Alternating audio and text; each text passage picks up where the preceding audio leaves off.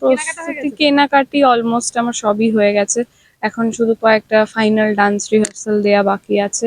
আর হ্যাঁ, কি কি আউটফিট পরবো ওগুলো শুধু মানে এক্সাইটেড আর কি, খুব ভাবছি।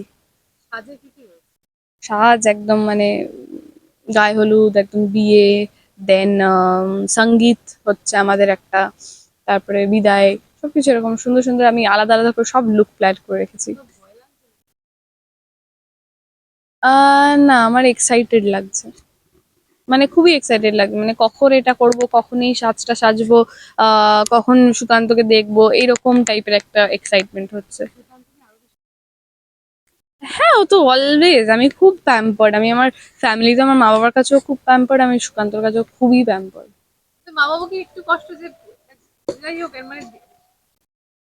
হ্যাঁ, আমার মা বাবা একটুখানি কষ্ট তো আছে, স্পেসিফিক্যালি আমার বাবা। তো আমার বাবা খুব আর কি স্যাড যে বিয়ে হয়ে যাচ্ছে, কি কি করে এবার একা থাকবে, কি হবে, মানে এইটা নিয়ে। এবার আমি বলছি আমরা তো খুবই কাছাকাছি বাড়ি, মানে ম্যাক্সিমাম 30 মিনিট ডিস্টেন্স, এরকম তো কোনো ভাববার বিষয় নেই। তো তাও একটু হয় আর কি, স্যাড তো স্যাড হয়ে আছে একটু বাবা। মেনু পুরো বাঙালি, একটু মাংস পোলাও, ভাত, মাছ, সব রকম থাকছে আর কি।